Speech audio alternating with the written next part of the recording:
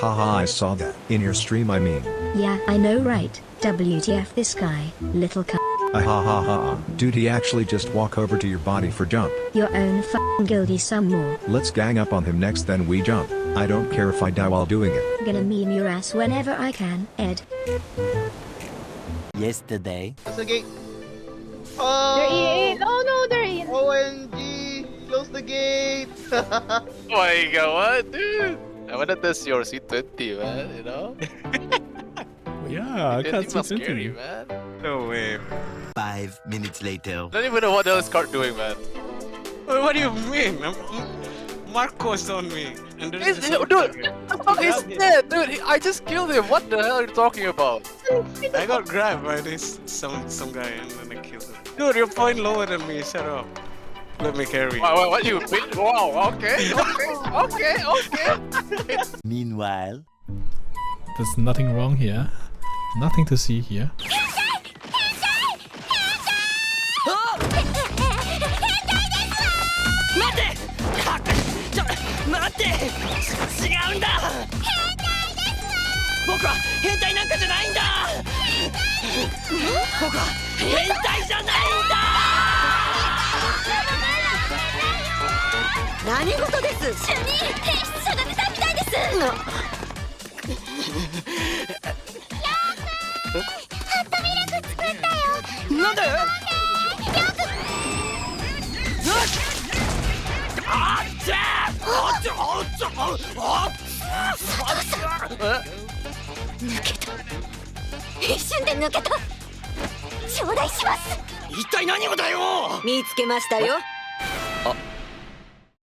Hi, I hope everyone is doing fine. Welcome to episode 2 of our Little Mermaid's adventures. We start off the episode following our last siege as we go around gathering some pork chops for dinner after our very geared 900 GS wizard in our guild offered us a spot. We took it for an hour and passed it back to him nicely and notified him in the chat. Our 900 GS wizard didn't say anything and just went to grind, leaving us with a weird feeling which we will come back to later on. No. Oh, you little bitch. Anyhow, we went back into town and we got about 316 mil in raw silver. Pretty good for the hour. The next day, we decided to go and do Nagas for a bit as all the orc spots were taken. We camped there for a while but once again got nothing interesting despite having a scam moon buff going. Once we were done, we got about 254 million in raw silver.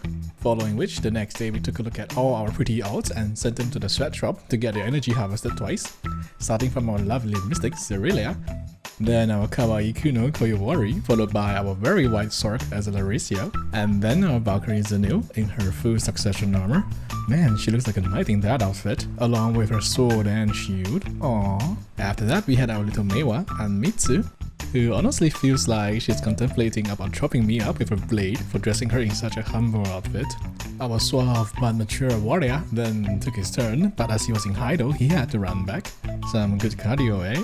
It was soon our lovely Lunapu's turn. Would you look at her lovely expression? Aww. She also had to do some quick cardio as she ran back to Velia, giving us a glimpse of her elven figure. Soon our sage Noctilux had his turn. Casting go, he made his way back to Velia despite being old. Our sand snack Nazari also made his way to offload some of his hash browns, his two-tone hair making sure he stood out. And then our very pretty Alicia took a turn on the stage with her strikingly revealing yet graceful outfit. Here's one without the glasses. She dazzlingly gave us some spins, oh thank you very much, and made her way to Velia as well. Thereafter we continued working towards our Caphras Grove the next day and did a 3-hour stretch of pork to make up for the time we spent on editing our previous episode. We also chanced upon our nighttime drug dealer Incognito as Gin. Gin, right? That's silver in Japanese, I think. Is silver your preferred color? We also experienced how it felt to be carried at Ox in our second hour by having a weapon spawn throughout the entire time we were there. Drawing circles. Oh, there's another Kiara. Okay, we got a weapon today. We have our Valtara is about to run out. Oh, we got another Valtara. Oh, I got another weapon. It's Valtara. Oh, it's another weapon. While grinding, we also discovered how Dooms had flooded the market. Oh, there's a Doom horse. Actually, speaking of Doom horses, I think there's like a ton of them on the horse market these days. April. Yep. Doom, doom, doom, doom, doom. As far as the eye can see, doom everywhere. Anyhow, we made about 802 million in raw silver. We spent a little bit of our silver and captured our dandy a little bit. And the next day, it was siege time. We promptly showed up late and had to ride ourselves to the Arrejado town staging area in the Valencian desert, while the hoe and ball loving short color of us displays his untold pleasure upon discovering an empty fort. It's empty fort? Ooh, Okay, let's go. Thankfully, a CDG popped up and saved us from having to make the trip ourselves. We soon found ourselves in the middle of nowhere, and our guilties echoed our sentiments not before a familiar laughter filled our ears. Where are you? Where are you? You're here. Oh you're my here. god. Okay. Oh, that's pretty close to us. Anyhow, while main ball was taking down our first snipe command post, our Corsair came across Yakut's command post along with a few of our alliance mates. It seems like Yakut was doing a snipe as well, so we joined in giving our horses a nice cardio workout. We engaged in this high-octane gameplay for a significant bit of time before one of us in the main ball realizes that we had very few participants for this siege, which will come to bite us in the butt later on. This is not everyone, right? This is everyone. Is this everyone? What the hell? Anyways, our high-octane gameplay inspires many, and Yakut's own GM comes by to say hi as our chompy Zerker gave him a nice hug. Soon, the main ball catches up, and more of our horses join in on the aerobic exercise with their chaperons, while our very vocal about hoes and balls shot color makes his grand appearance on stream in 1440p, as his shy was not abandoned this time. I can't escape our fucking base because my little legs are too small. Fuck, you didn't follow me. I died. Your little shy is dead. Soon though, his PC decided it was time for a sequel and promptly cast Oblivion onto video. You take over, guys. My game crashed. With Yakut's factory closed, we move on to Chashu Bao. In order to appropriate some of the local Bao delicacies, we scaled the mountain, an appropriate challenge for taking on such a beloved Bao, and began our horse's second high-octane cardio exercise. We proudly changed ourselves into Snipe Guild Hunters. Go. It's only 4 kilos. Coffee. Yeah. I'm the Snipe Guild Hunters. By showcasing our talent and nothing else but taking down lone forts, a sentiment I'm sure is mirrored by many a mistake. Meanwhile, our GM, who wishes to have his name highlighted in this video as the Little Fox Hentai GM, stands pompously by the side, using his eye power to leech his hard-working alliance mates, not battling even an eyelid as he peers down on his slaves. In the meantime, Shadow, our monkey hunter, was still back in Haido, 11,200 meters away from where he needs to be. Holy shit, 11,200 fucking meters. What? Distance, man, from idle to fucking. No, we took down 2 points for it. We soon robbed the Chashu Bao sect clean of their bows, and our shotgunner expresses his very humble thoughts on our sole talent at clearing snipes. Shit. You're so strong. Look how many forts you down. As our androgynous Uncle Nene got the achievement this time. We will expand a little bit more on how she got that nickname next time. But our siege this time was doomed to end early as the Euphoria Alliance has discovered our fort early on, and we don't nearly have enough people to fight back, so base defense was going to be the only item on the artillery. We started to go back to trusty gate pushes and rushed out in search for glory, but died before we could do anything. Rebuff, rebuff, rebuff, rebuff. It also seems that we had left a big hole in our fort by forgetting to close the gate. They're in. Oh no, they're in. OMG. Close the gate. Oh my god, what, dude? As you might have heard, our shotcaller didn't seem to mind that, surprisingly, as mobs filled with euphoria rushed in to have some free refreshments. This was to be the beginning of our end, as we almost definitely are stuck with base defense now. We did a few more gate pushes and it all ended in tragedy. Prepare for the gate push, everyone, gate push. Yeah, there's just too many of them, man. Close the gate. While our Corsair did a close inspection of our Hwacha, regular maintenance, eh? Once again, statues crowded the walls, but this time it was our walls. Our attacks seemed to not have too much of an effect, probably because of that 30% special evasion from a fiery sub. Anyhow, a gap in our defenses appeared quickly enough, and that signaled the final phases of the siege. Euphoria poured in and wiped us multiple times, and from this point on, well, there really isn't much else to depict. We had multiple mass response, and all of them ended about as well as one could expect in this situation. A siege tower soon joins the fray, along with numerous Euphoria reinforcements. We defended for a bit, but to no avail. Our once full cafe is now rather empty and soon becomes completely empty, and we had to all pack up and go home. GG, GG. GG. Thank you guys. With a significant amount of buff remaining, the Alliance mates decides to go for an RBF. For those who are unaware, RBF is like Black Desert's version of Team Deathmatch, although the maps and zones are rather limited. Meanwhile, our GM card debuts his C20 powers. I wanna test your C20, man, you know? Yeah, I It can't was see scary, man. No way. But often, reality is a little bit different from our expectations. I don't even know what the hell is card doing, man. Oh, what do you mean? Marco's on me. And there's He's, this dude, he's dead, dude. I just killed him. What the hell are you talking about? I got grabbed by this some guy and then I killed him. But one's pride must always be maintained, right? Dude, you're point lower than me. Shut up. Let me carry. Wow, what you been? Wow, okay. As we run our way back into civilization, our short caller seems to enjoy his pink subs. Pink. And also review just how much we care about Siege PvP. I think most of us went to Siege with PB add-ons that time. Not to mention the holes that they were so excited about. You really pointed out how V and Anton got excited with the hole. They have a hole! We can go in! Oh my goodness! They have a hole! Let's go to the hole! To the hole! Now go to their hole! YOLO people, YOLO! Die in there! Meanwhile, we joined our guildies for some RBF and realized we were the only one in our team going up against 3 of the highest guild players on the other team.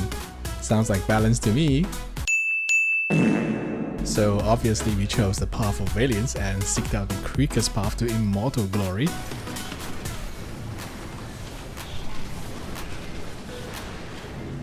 And granted ourselves a quick mercy. Though thankfully our teammates have started coming in. Mage, our ex-Sage Sorceress, is here along with our Mumusa, Ghost Guy. With some teammates back in tow, we could now actually play the game as our team takes down a local behemoth. Oh, fuck. Meanwhile, in our Crosshair's attempt to recover our glory, we somehow thought going close to 2 crab classes was a good idea, and promptly got stroked by the stroker. We tried to test the C20ness of our GEM, but I think the temperature was too hot, and our Mermaid wasn't thinking straight and got sent back into the depths. We went for an SA trade against a Nova, terrible decision by the way, since we were left with 0 health and died soon to the black mobs. As we got back, we realized that we were still being overwhelmed both in numbers and in gear score, but our Corsair tries regardless. The core loop goes on like this: we respawn, we go in, we shoot some jets of water at anybody and everybody, we turn into a mermaid for the blinks, we get CC'd in front of God, and we go back to say hi to our local NPC for strong protection once more. How very exciting! And then we go back to playing Chase the Mermaid. Our GM demonstrates his C20 powers against our poor mermaid as he kills steals his teammates. Our struggles persist and Garmoth visits to vomit her flames all over us before we get fished by the rest of the enemy team. Many trips back home into the sea later, we have our GM back in our harpoons and found out that C20 doesn't provide insurance against mobs. He soon got his chance at catching our mermaid, albeit it was with Garmoth's assistance. Anyhow, our itinerary remained the same as we get stunned out of SA, became the most sought after mermaid, and went back to say hi to Daz. Soon we got our moment of glory and we got some points, but very quickly lost them all. The Lord came back for his deposit, but we somehow managed to land a harpoon. But his huge hands still managed to grab us back in the end, so we did a cheeky escape. Moments later, the Lord Debt Collector came back, and just as we were about to go say hi to Daz once more, a gallant Ban Cobra came to our aid. Oh, fuck, what the hell? I got grabbed! And allowed us to swiftly retreat. Yomi shows why mystics are so OP. And soon we got mobbed to death once more. Garmoth then attempts a heroic rescue of a lovely mermaid, but it was just not meant to be, and we donate some points to the needy a few more times. Several donations later, we noticed our GM flashing himself. We got on a chase and Barco tries to peel, but this time it was Cart's turn to donate his points. Kandai ni kansha shimasu! After Garmoth, we went to Valencia's streets as favorite map. For a bit of close quarters combat, fights usually involve uncomfortable angles where your camera goes wonky and you get permagrab and then die. And then you have this little shit jumping on your own guildmates. Why is it that every single time? Oh, you little Later, we waited for some friendlies before going in to steal some kills, got onto a roof for some sightseeing before the very smart 900 GS wizard comes to show his rooftop camping prowess. This round was rather sparsely populated and we had some opportunities to abuse our mermaid form. We got lost and then fed ourselves for no apparent reason. We then got back to kill stealing, my apologies, and tried to defend what control our team had left. A sand snake tried to capture our mermaid but failed because of the timely intervention of our teammates. The point we were trying to defend soon became a fishing hotspot. Thankfully, our side won the player sandwich. However, it was too little too late as the control point difference was just too large to overcome, bringing an end to the impromptu RBF session. Over the next few days, we got back in schedule for our grinding to get our dandy cappers up. As per normal, we did some orcs, made about 267 million before we moved on to waving hello to some cows this time with our very good guardian Chat. We made sure to capture our dandy a little bit and soon Chat arrived. We popped some leftover buffs and we began our little modding session with the cows. It went about as well as one would expect to be engulfed with so many cows in heat. Our Corsair and Guardian endured and soon completed 2 hours and got about 234 million in raw silver, 75 Kafirs and 157 dust. Not too bad, eh? We then tried our luck at some scam Katu boxes, got the lowest possible reward. Our GM once again tries his best to be featured once more as we went back to Velia for some home therapy. We struggled to fit a cake in, but after rearranging some books, we were able to find a spot for her in the end. As we approach the final bits of our progress for this period, we start off the final day with a worthy mantra. Alright, another day, another grind. We stayed true to our mantra and diligently worked hard for our pork slices. We got about 292 million before moving on to catching up on our Black Spirits adventure. And to turn in some of our chromatic keys from the event, we spent all our dye, waited by the beach, while we performed the purest form of RNG, quite literally. We found out that there is actually a reason to go past 100 rows, so we wrote everything again and then went to see our little otter pirates. How dare they not give their captain some promotions for our keys. We pressed R many times and caused epilepsy for our viewers. Got quite a bit of stuff, worth about 250 mil. Not bad at all. More Kafirs for us, eh? We then opened all our reward bundles we've got.